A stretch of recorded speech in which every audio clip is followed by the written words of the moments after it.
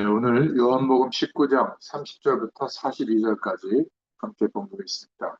19장 전체를 좀 다시 쭉 묵상하면서 읽어보면 어, 큰 은혜가 임하게 될 줄 믿습니다. 오늘 제목은 십자가의 죽으심이라는 제목입니다. 우리가 예배에 승리하면 모든 일에 승리할 수밖에 없는 것 같아요. 많은 사람들이 행복을 찾아다니는데 좋은 사람 만나면 되는 줄 알기도 하고 또 자식이 공부 잘하면 되는 줄 알고 또 어떤 사람은 행복을 찾아 예수 믿는 사람도 여기저기 다닙니다. 특히 이제 또 날씨가 좋아지고 가을이 되면 또 놀러산으로 또 맛있는 집들을 찾아서 사진 찍어 올리던데 우리 권사님 쪽 보면 좋은 거죠. 사람 비위 맞추기도 하고 세상적인 방법을 다 가지고 자기 문제를 해결하려고도 합니다. 그런데 예배에 실패하면 사실은 하나님이 함께하고 계시는데도 몰라요. 늘 걱정 속에 살아가게 되죠. 그래서 오히려 그리스도의 복음을 아는 우리가 하나님의 복이 시작되는 출발이 되는 줄로 믿습니다. 복의 근원으로 불러주신 줄로 믿습니다.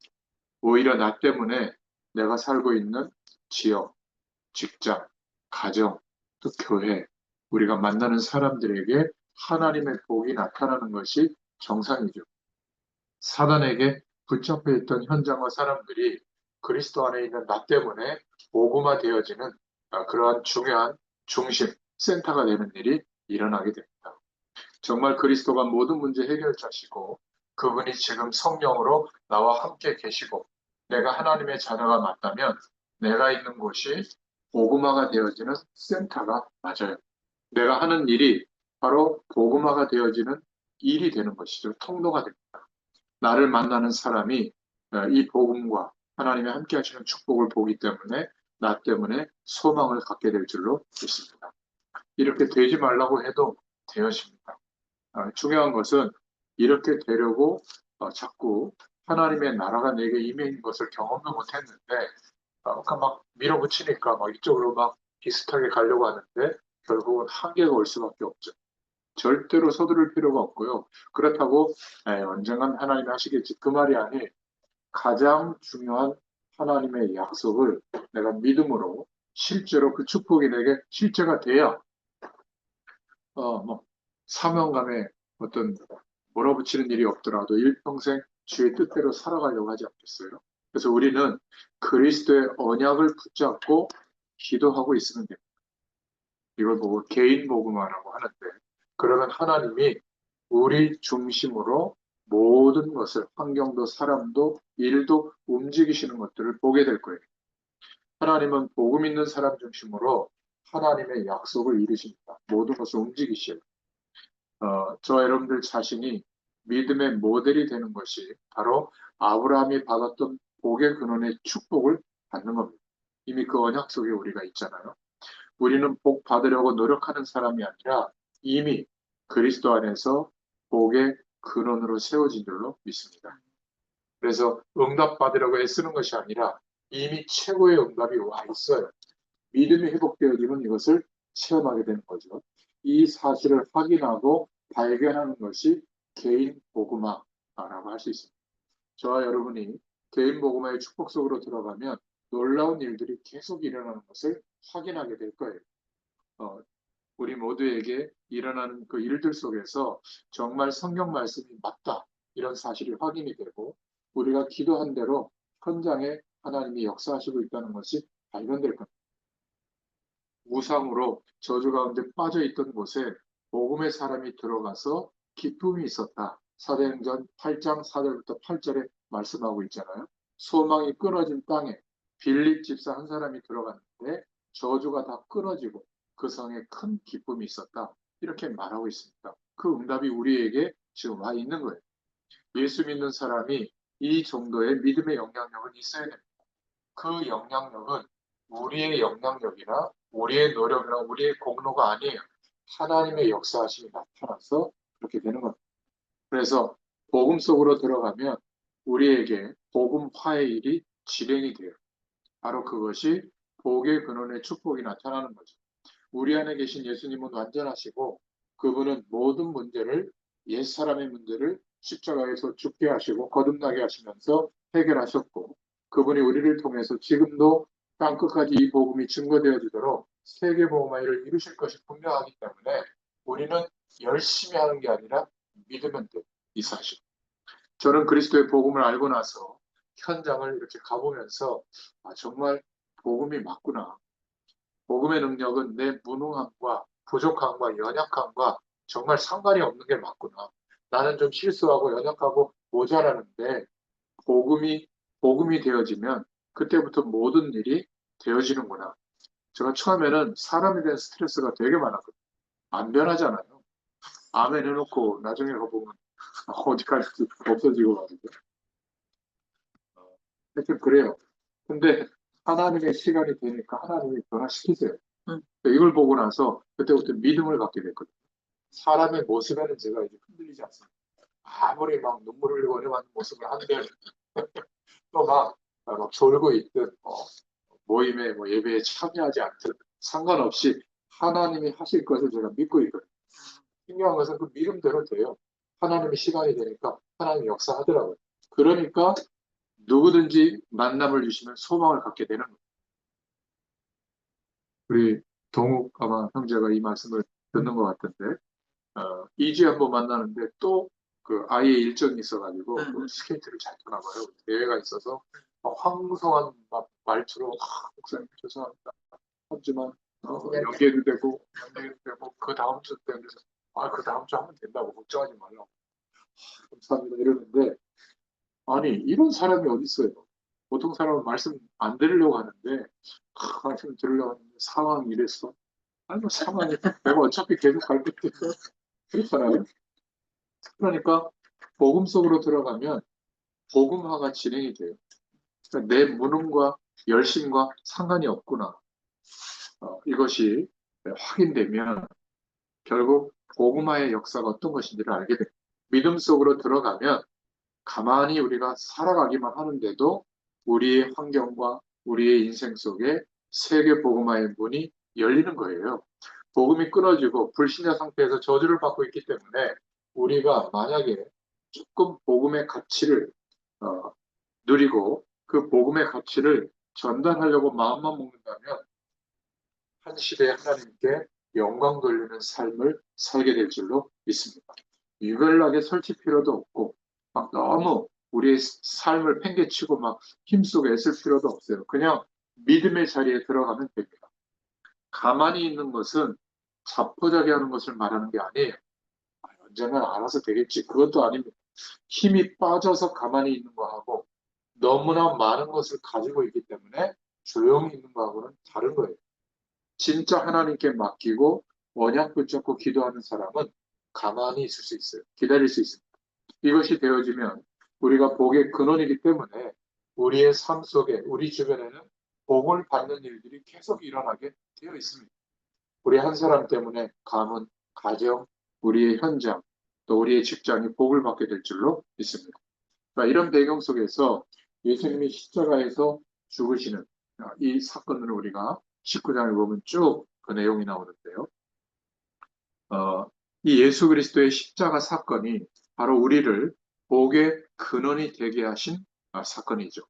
예수님의 십자가 사건이 아무것도 아닌 우리를 통해서 사람을 살리게 하시고 또 땅끝까지 이 놀라운 생명의 복음을 전달하게 하는 그러한 능력이 임하게 하는 사건인 줄로 믿습니다.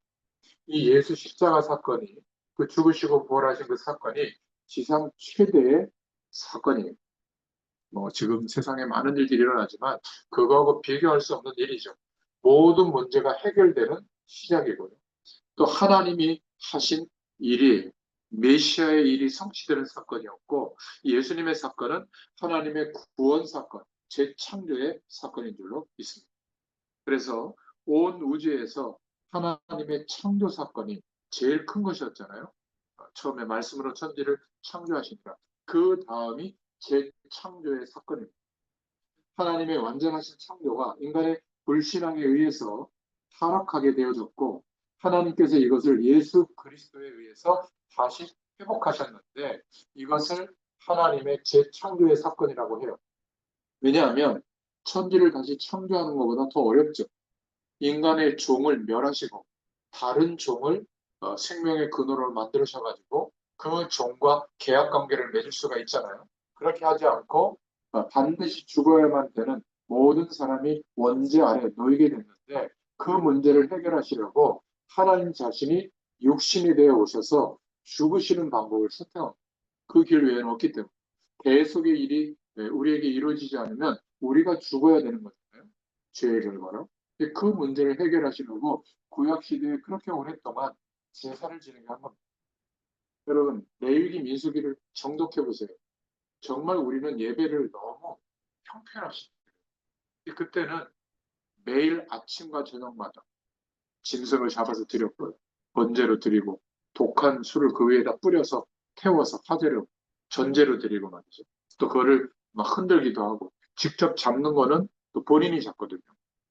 거기다가 매달 초하루에 예배드렸고 또 중요한 또 안식일마다 예배드렸고 그 겹치면 그거 다 드렸어요. 합쳐서.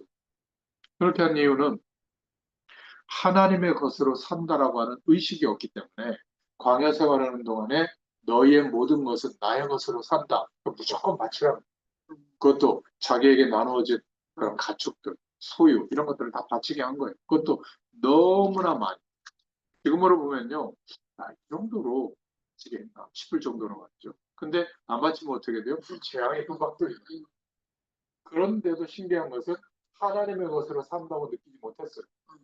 만나 매일 먹는데 그것 때문에 불평하잖아요. 민수기서 이거 보면 지겹습니다, 하나님. 이거 말고 막 이러잖아요. 그러니까 우리가 이렇게 하나님 함께하는 축복 없이 태어나서 거기서 경험하고 자아가 형성이 되고 그래도 행복은 이게 있어야 돼. 그리고 삶은 이렇게 돼야 돼. 이렇게 형성된 인생관 세계관이 바뀌는 것은 완전히 죽게 되기 전에.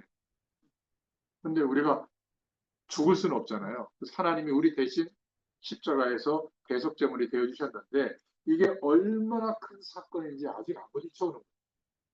그러니까 더 특별한 말씀이 없나? 더 특별한 무슨 기적 같은 게 없나? 이런 거를 자꾸 기대하는 거예요. 지금 성령으로 함께 하시는데 이것보다 기적 같은 일이 어디 있겠어요? 만약 이것이 인정되어진다면 어떤 문제 앞에서도 흔들릴 이유가 없는 것이죠. 믿음의 고백을 할 수밖에 없는 것이죠. 평상시에 믿음에 따라 고백이 나오는 겁니다. 그렇죠? 그래서 믿음 속으로 돌아가면 하나님께서 이런 축복들을 깨닫게 하실 줄로 믿습니다. 온 우주에서 가장 큰 사건이 하나님의 창조 사건이고 그 다음이 예수 그리스도를 보내셔서 십자가에서 죽으시고 부활하게 하신 재창조의 사건이라고 말하는 이 내용이에요. 이 재창조의 사건은 하나님의 구원 사건이고 하나님이 인간의 문제에 개입한 사건이에요. 인간이 일으킨 사건이 아니에요. 이 십자가 사건을 인간 사건, 세상 사건으로 생각하고 지극히 노력하는 게 우상이고 종교고 율법을 지키려고 하는 행위로 몰두하는 거예요. 이 예수 그리스도의 사건은 십자가 사건은 구약에 예언된 메시아 그리스도의 언약이 성취된 사건이죠. 이 십자가 사건 속에 모든 인생 문제의 해결책이 다 들어있는 겁니다. 잃어버렸던 하나님 자녀의 신분과 권세, 에덴의 낙원의 축복이 다 들어있죠. 말로 표현할 수 없는 지상 최대의 사건이에요. 이 십자가 사건이 창세기 3장 문제로부터 비롯된 인간의 근원적인 문제를 해결했습니다. 인간의 힘으로 해결할 수 없는 영적인 문제, 하나님 떠난 문제잖아요. 죄 문제, 사단이 우리 인생에 개입해서 장악하고 있는 문제, 하나님과 단절된 상태로 영적으로 사망 안에서 살고 있는 문제. 지금 지옥은 가지 않았지만 지옥처럼 살고 있잖아요. 지옥 배경 속에. 지옥과 이 멸망의 문제를 십자가에서 예수님이 죽으심으로 전부 해결하신 줄로 믿습니다. 모든 인간은 죄의 삭스로 피 흘려 죽어야 하는데 예수님이 십자가상에서 피 흘리심으로 화목 제물이 되어 주셨고 속죄 제물이 되어 주셔서 인간의 모든 죄 문제가 단번에 완전히 영원히 해결된 줄로 믿습니다. 그 십자가 사건을 통해서 하나님의 언약이 성취되어졌고 잃어버렸던 찾을 수 없었던 하나님의 완전한 축복이 우리에게 회복된 거예요. 얼마나 감사합니까? 그것이 바로 십자가에서 죽으시는 사건입니다. 그래서 이 예수 그리스도를 믿는 사람은 복의 근원이 되어졌고 모든 문제에서 해방된 거예요. 이 십자가 사건이 예수님을 영접하는 순간 다른 사람이 아니라 내 사건이 될 줄로 믿습니다. 이 십자가 사건이 예수를 믿지 않을 때는 나와 상관이 없었죠. 2000년 흘러간 역사 속에 과거의 사건일 뿐이에요. 그런데 예수님을 그리스도로 영접하는 순간 이 과거의 십자가 사건이 시공간을 초월한 나의 사건이 된 줄로 믿습니다. 하나님이 해결하신 사건이기 때문에 오늘 믿는 우리에게도 역사하는 사건이 된 거예요. 그래서 예수 영접이 너무나 중요한 겁니다. 영접하는 자, 곧 그 이름을 믿는 자들에게는 하나님의 자녀가 되는 권세를 주셨습니다. 그렇죠? 예수 영접하는 것이 예수 믿는 거예요. 예수 믿는 순간 예수 십자가 사건은 내 사건이 됩니다. 그래서 예수 믿는 저와 여러분에게는 지상 최대의 사건이 내게 이미 일어난 거예요. 그런데 아직도 많은 사람들은 교회 다니면서 자꾸 기적 같은 것을 베풀어 달라고 막 붙잡고 있는 겁니다. 뭔가 새로운 신비, 새로운 체험을 찾아다니죠. 지상 최대의 사건이 내 개인에게 인생에 일어났다는 사실을 모르니까 작은 것에 생을 걸고 돈과 시간들을 투자하고 있는 겁니다. 막 몰려다니고 있는 거죠. 저는 전도와 선교 현장을 가보면서 이 복음의 사실이 맞다는 것을 확인하고 또 발견했어요. 복음의 능력이 얼마나 엄청나다는 것을 체험했습니다. 그리고 세계 복음화하고 계시는 하나님의 큰 역사들을 보면서 작은 것에 우리가 최선을 다하지만 작은 것에 매이고 집착하지 않게 된 거예요. 작은 것에 문제가 오면 하나님께 맡기고 또 매임으로 안 되면 그냥 포기해버리고 또 하나님이 역사하시면 작은 일에 최선을 다하고 이럴 뿐이지. 막 그게 꼭 돼야 하고 막 거기에 붙들려서 사람들과 갈등을 빚고 그러지 않습니다. 갈등할 정도라면 그럼 포기해야죠. 굳이 갈등하면서 그 작은 것에 매여 있을 필요가 어디 있겠어요. 예수를 바르게 믿는 사람은 큰 것만 주장하지 않습니다. 작은 것에도 소홀함이 없죠. 그런데 예수를 바르게 믿는 사람은 큰 것을 쫓아가지만 작은 일에 최선을 다하고 그러면서도 작은 것이라는 동기에 붙잡히지 않아요. 누가 하나님을 할 수가 있죠? 큰 것과 작은 것을 같이 볼 수 있는 사람. 큰 것을 못 보면 아무것도 아닌 작은 것 때문에 다투고 생을 걸게 되는 거예요. 웬만한 것은 다 양보할 수 있잖아요. 예수 그리스도 안에 있는 언약의 비밀이 모든 것이라는 것을 확인할 수 있기를 바랍니다. 그래야 우리가 믿음의 그릇을 준비할 수 있고 우리가 지금도 앞으로도 만나고 있는 별의별 사람들을 다 수용할 수 있는 그릇이 되는 거예요. 너무나 많은 사람들이 전부 현실적인 거, 육신적인 거, 당장 발등에 불 떨어지는 거, 이런 거에 매여서 우리를 인도하시는 하나님의 미래를 보지 못하고 전 세계를 향하여 하나님이 역사하시는 축복들을 보지 못하는 거예요. 숲과 나무는 같이 보는 것이 중요하다고 하잖아요. 숲만 보면 작은 나무에 소홀하게 되고 나무만 보면 사람은 전체를 보지 못하기 때문에 큰 사명을 감당하기가 어렵죠. 우리가 개인의 문제도 봐야 하지만 이 시대를 향하신 하나님의 계획도 봐야 될 줄로 믿습니다. 저는 어느 날 아프리카 현장을 보게 된 거예요. 그 큰 대륙 전체가 너무나 오랫동안 선진국들에 의해서 식민지 생활하고 모든 자원을 다 뺏기고 지금은 독립했지만 여전히 경제적으로 예속돼 있거든요. 너무나 비참하게 살아요. 짐승보다 더 못하게. 그런데 거기에 동쪽은 거의 다 모슬렘화 되어졌고요. 서쪽은 다 무슬림화가 되어졌고 북쪽도 그렇고 이제 동쪽에 한 열 몇 개 국가만 남아 있는데 여기도 거의 50% 가까이 모슬렘이 굉장히 장악해 들어가고 있거든요. 그래서 그 현장을 가보고 제 마음에 기도 제목이 생긴 거예요. 분명히 앞으로 10년, 15년쯤 뒤에는 여기도 거의 모슬렘화 되어져서 이제 생명 걸고 들어가야 될 땅이 될 텐데 하나님 부족하지만 이 현장에 문을 열어달라고.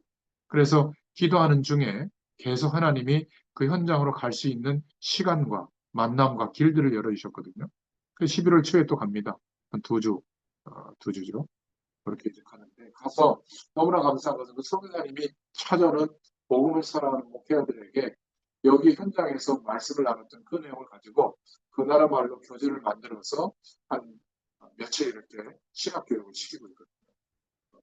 소연이 본다 그 내용을 가지고 얼마나 이게 지나온 말씀 운동의 현장에서 하나님의 응답받게 하신 것도 다 전도와 선교를 두고 하나님이 준비하신 일이었어요.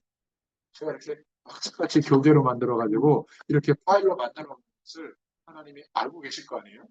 이게 사용되도록. 한국은 그만하면 됐으니까 이제 전혀 그런 혜택이 없는 나라에 가서 전달을 하고 다행히 이렇게 어, 번역이 되고 이렇게 제가 이제 나중에는 이렇게 영상으로 녹화해 놓은 거 자료를 또 제가 1600편 가까이 지금 올려다 놓고 모아놨잖아요. 이게 AI 시대가 이제 급박됩니다. 앞으로 뭐 1년 안에 될 것 같아요. 그럼 그 나라 말로 동시에 번역이 돼가지고 통역이 돼서 제 이 모습으로, 제 목소리로 전달이 된단 말이죠. 얼마나 대단합니까? 하나님이 또 미친 사람을 만들어가지고 저 그, 적에도 인공위성을 만들어서 전 세계 통신의 장벽이 없게 하죠. 물론 돈은 받겠지만.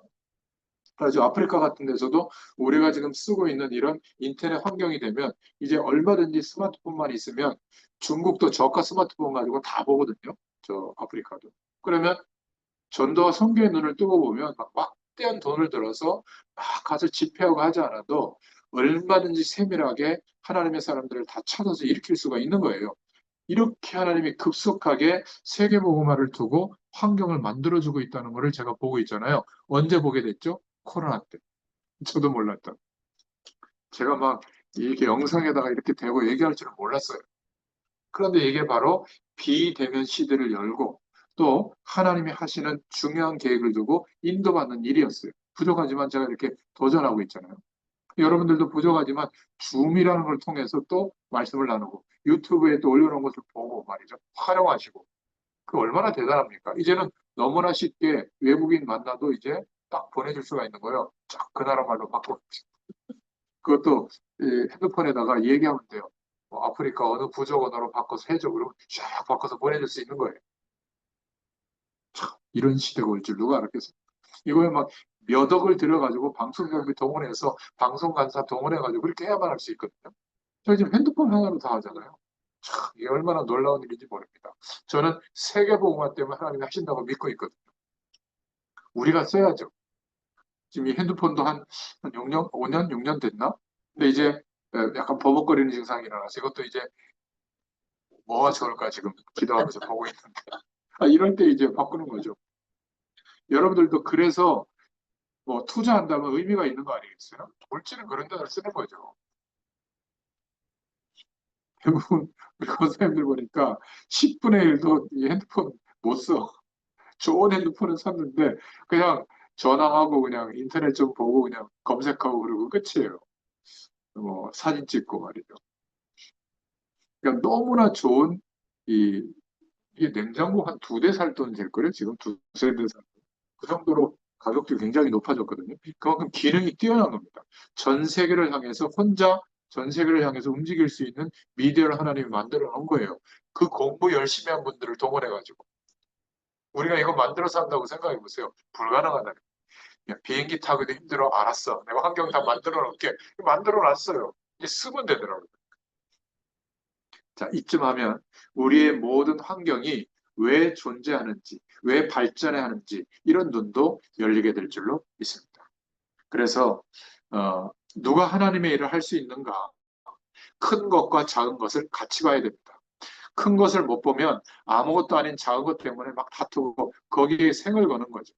그래서 이제는 우리가 개인의 문제도 봐야 되지만 이 시대를 향한 하나님의 계획도 봐야 합니다.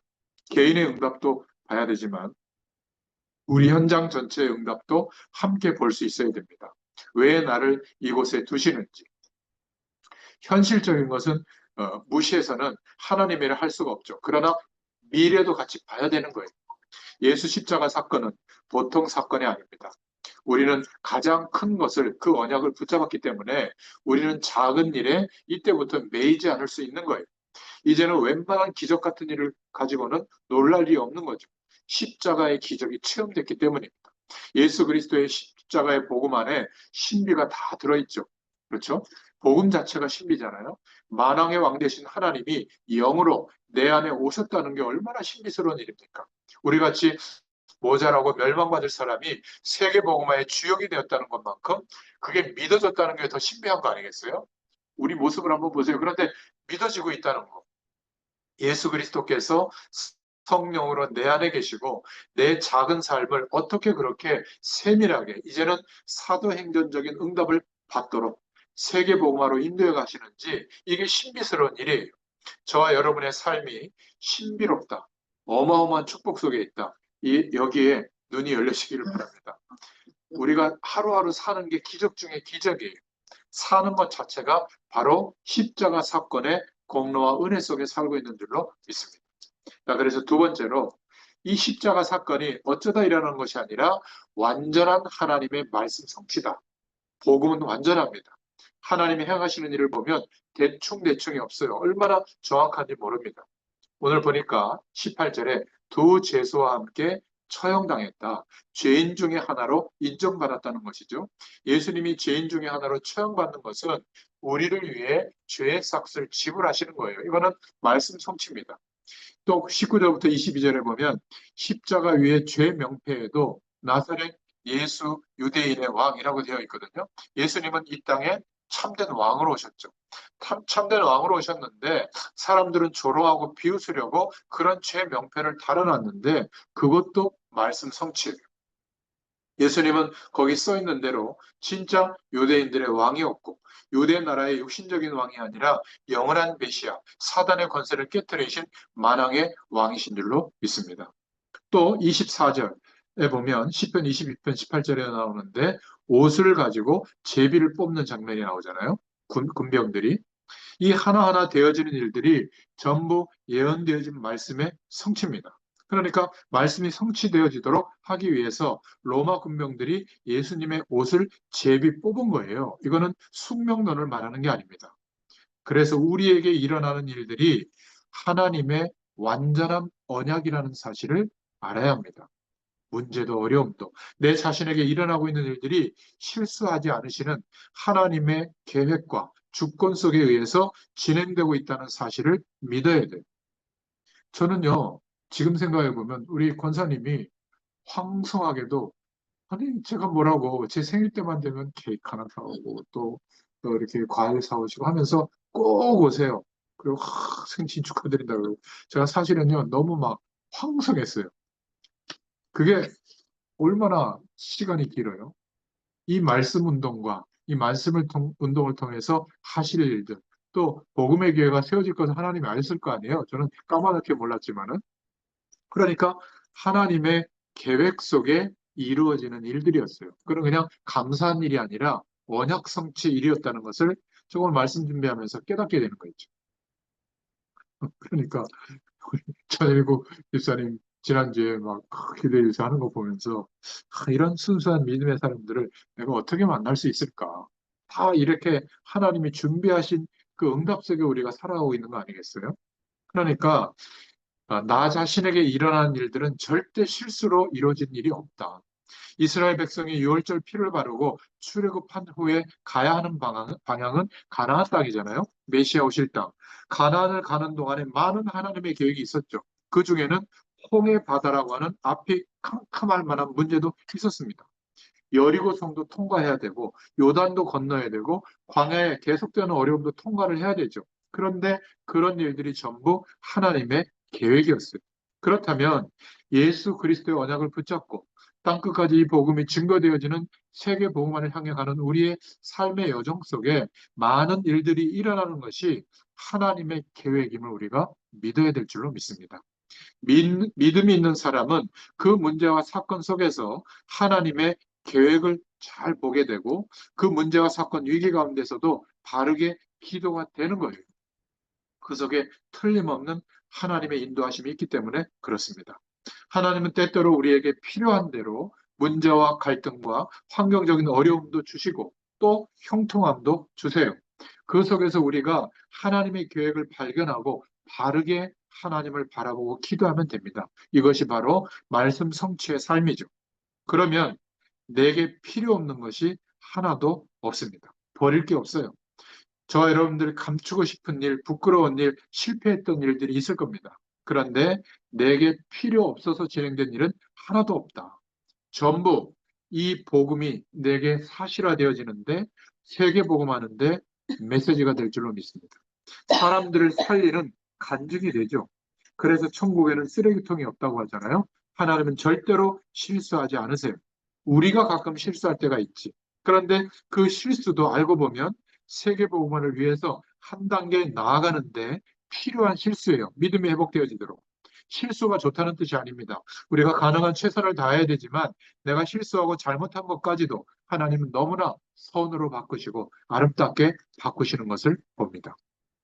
오늘 말씀 성취의 내용이 또 나오는데 오늘 33장 33절 36절에 보면 시편 34절 20절의 말씀이 성취되어지는데 예수님의 다리를 꺾지 않았다라는 내용이 나오잖아요. 시체가 안식일까지 이어지는 것이 부정한 일이기 때문에 시체를 만지면 부정하게 되니까 미리 다리를 꺾어서 죽은 자의 시신을 안식일이 되기 전에 숨이 끊어지도록 하는 겁니다. 왜냐하면 십자가형은 마지막 피 한 방울이 다 쏟아져서 서서히 죽는 거잖아요. 그래서 아예 그렇게 숨이 끊어지도록 하는데 예수님은 미리 숨을 거두셔서 다리를 꺾지 않아도 된 거예요. 두 사람은 다리를 꺾었는데 예수님은 꺾지 않았다. 저는 예전에 이런 성경을 보면서 이런 성경이 나오나 싶은데 이것도 구약에 예언된 말씀의 성취예요. 시편 34편 20절이. 이 땅에 되어지고 있는 일들이 하나님의 절대 주권과 하나님의 계획 속에서 진행되어지고 있다. 이거를 보여주고 있는 말씀이죠. 우리가 이 말씀 성취의 축복 속으로 이미 우리 인생은 들어와 있는 줄로 믿습니다. 마지막 세 번째로 가상 7원에 대해서 십자가상에서 마지막 하셨던 말씀이 요한복음에 많이 나오는데요. 그거를 가상 7원, 7마디 말씀을 하셨다. 그래서 가상 7원이라고 하는데 그 중에 네 가지가 오늘 19장에 보면 나와 있습니다. 예수님의 7마디의 말씀의 의미가 무엇인지 우리가 좀 살펴볼 텐데요. 이 7이라는 숫자에 어떤 사람은 의미를 부여하기도 하고 부활하신 주님을 만났을 때 베드로가 그물을 쳐서 잡았던 물고기 숫자가 153이라 가지고 모나미는 153 앞에 서 있잖아요. 여기에 의미를 두기도 하고 또 오병이어 기적에서 왜 하필 떡 5개와 물고기 2마리일까? 그죠? 거기에 의미를 두기도 하고 또 그래서 뭐 오병이어 뭐 이런 상호명도 있더라고요. 왜 12광주를 남겼을까? 그 10이라는 숫자들. 12제자들이 싸우지 말라고 한 광역씩 이렇게 남겨놓은 게 아니냐? 뭐 이러기도 하고요. 굳이 그렇게 숫자의 의미를 들 필요가 없죠. 의미 있는 숫자들도 있지만 그렇게 하다 보면 하나님의 말씀의 본질이 벗어나요. 예수님이 12월 25일에 태어나지 않았다고 성탄절은 그때 지키면 안 된다. 이건 문제 삼는 사람도 있는데 뭔 상관이에요? 성탄이라고 하는 의미가 중요한 것이지. 기왕이면 바른 날 하면 좋지만 모르면 아무 날이라 하면 되잖아요. 뭐 태양열 절기에 가장 중요한 축제일을 빌어서 하는 거 뭔 상관입니까? 중요한 것은 예수님이 이 땅에 오신 거잖아요. 너무 지나치게 사변적으로 해석하려고 하는 것은 중요한 게 아닙니다. 믿음이 중요해요. 하나님이 성경을 주신 것은 응답받고 축복받고 누리라고 주신 것이지 성경은 우리에게 주신 하나님의 사랑의 편지잖아요. 이거 하면 큰일 나고 저거 하면 큰일 나고 이거 하면 문제고 이렇게 하면 틀렸고 그거는 성경을 조금 이상한 방향으로 보는 겁니다. 그 속에 들어있는 하나님의 사랑이 무엇인지 하나님의 소원이 무엇인지를 알면 되는 거잖아요. 그래서 가상칠언 내용을 보면 첫 번째로 누가복음 23장 34절에 아버지여 저희를 사하여 주옵소서 저희가 자기 하는 것을 알지 못함이니이다 이렇게 말씀하고 있는데 예수님은 죄 문제 해결에 늘 관심이 있었고 창세기 3장 사건이 해결되는 것에 관심이 있었습니다. 그래서 예수님은 메시아로 오신 것이죠. 병자에게도 치유할 때 내 믿음이 너를 구원하였고 꼭 덧붙여서 얘기하셨죠. 내 죄가 사여졌느니라 이렇게 말씀을 많이 하셨어요. 창세기 3장 문제가 모든 문제의 근원이라는 사실에 예수님은 관심을 가지셨고 마지막 순간에도 저희의 죄를 용서해달라고 하신 겁니다. 두 번째는 누가복음 23장 43절에 나오는데 내가 진실로 이르노니 오늘 내가 나와 함께 낙원에 있으리라. 사형집행을 당하고 있는 흉악범에게 지금 당장 낙원에 있을 것이라고 말씀하시는 내용이에요. 이게 바로 구원의 비밀을 나타내고 있는 거거든요. 왜 이런 구원을 선포하셨을까? 믿음을 고백하면 십자가에서 사형당하는 흉악범이라도 구원받을 수 있다. 그걸 보여주신 겁니다. 세 번째로는 요한복음 19장 26절, 27절에 나오는데 여자여 보소서 아들이니이다. 보라 내 어머니라 이렇게 말씀했는데요. 참된 가족이 누구냐? 여기에 대해서 말씀하고 있습니다. 육신의 가족도 중요하지만 더 중요한 것은 영적으로 가족이 된 것이다. 그리스도 안에서 한 지체가 되고 그리스도 안에서 세계복음화의 동력자가 된 사실이 너무 중요하다. 그거를 말씀하고 있는 거예요.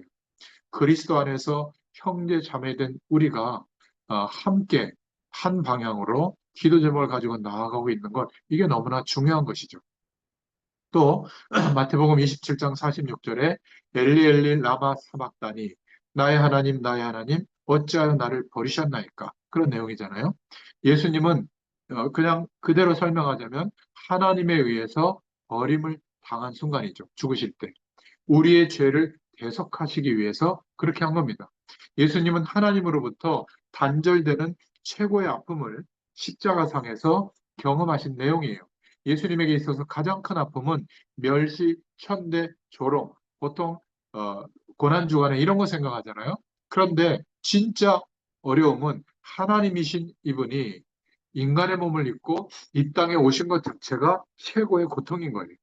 예수님은 십자가상에서 하나님께 마지막 순간에 버림받는 고통을 통해서 하나님을 떠나 버림받고 고통받는 모든 인생의 문제를 해결해 주신 줄로 믿습니다. 그 내용을 말하고 있는 거예요. 그리고 오늘 본문 요한복음 19장 28절에 내가 목마르다 이렇게 말씀하셨죠. 죽음이 임박해 오면서 갈증을 느끼신 겁니다. 예수님은 육신의 죽음의 고통을 실제로 당하셨다는 것을 보여주고 있는 거죠.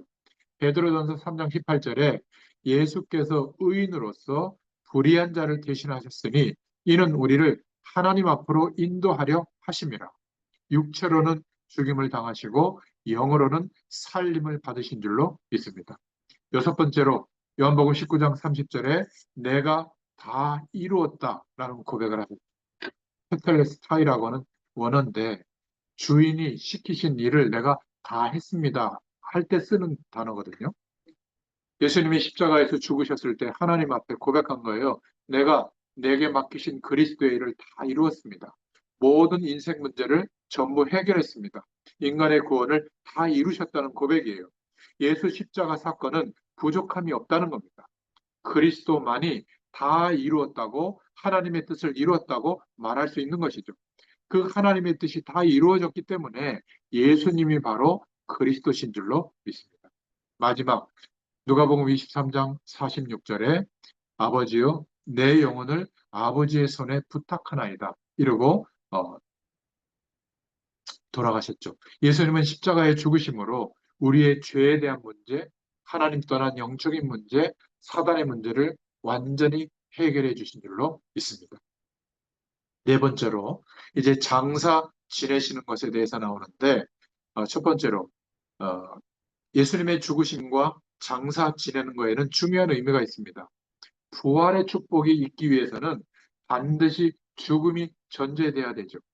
부활이 있어야 우리에게, 죽음이 있어야 우리에게 참된 부활의 축복이 있는 겁니다. 그래서 우리가 예수님과 함께 죽었다라고 하는 인정이 돼야 돼요. 믿음적으로. 옛사람이 죽었다.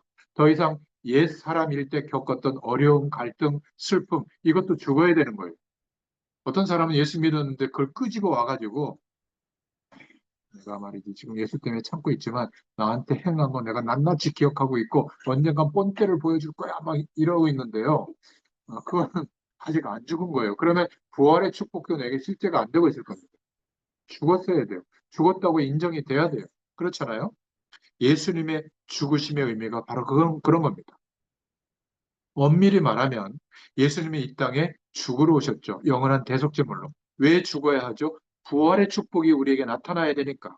부활하셔야 되니까. 왜 부활해야 되죠? 그리스도라는 증거로, 하나님이라는 증거로 죄와 사망과 지옥 권세를 깨뜨리셔야 되잖아요. 그 증거로 부활하셔야 되는 겁니다. 그래서 부활하심으로 사망 권세가 더 이상 예수님에게 어떻게 하지 못하게 된 것이죠. 이 부활의 권능에 동참함으로 인해서 믿음으로, 예수 그리스도를 믿음으로 사망 권세가 우리에게 어떻게 하지 못하게 된 거예요. 그래서 사단의 세력이 아무 영향을 줄 수가 없는 겁니다. 속이는 것밖에 못하는 겁니다. 고린도전서 15장 55절 56절에 사망이 쏘는 것은 죄이고 죄의 권능은 율법에 있는데 율법을 못 지키면 그렇게 되잖아요. 예수님이 이것을 죽으시고 부활하심으로 해결했기 때문에 우리는 이제 더 이상 죄와 사망의 권세, 율법이 우리를 건드리지 못하는 거예요. 말씀 그대로 우리에게 이루어진 줄로 믿습니다. 영광스러운 부활을 준비하는 단계가 장사 지내게 된 것이죠. 자, 이때 쓰임받는 인물이 나와요. 38절에 아리마대 요셉에 대해서 나오죠. 예수님이 장사 지낼 때 쓰임받는 사람들이 있는데 예수님 십자가 지고 가실 때는 고레네 시몬이라는 사람이 쓰임받게 됐죠. 또 지상 최대의 기적이 일어나고 있는 현장에 죽으시고 부활하시는 그 현장에 쓰임받는 사람 중에 하나가 아리마대 요셉이라는 사람이에요. 19장 38절에 나오는데 빌라도에게 가서 총독에게 가서 예수의 시체를 가져가기를 구하고 허락을 받아요. 얼마나 담대합니까? 예수 따르는 사람들이 다 죽을 수도 있는데 처음에는 부끄러워했던 사람이거든요. 23장 누가복음 23장 50절에 보면 선하고 의로운 사람이다.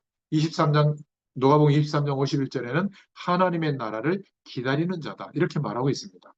그러니까 의로운 일을 많이 해서 의로운 사람이 되는 게 아니라 의 대신 그리스도를 아는 사람이 하나님이 볼 때는 의로운 사람이라고 인정하시는 것이죠.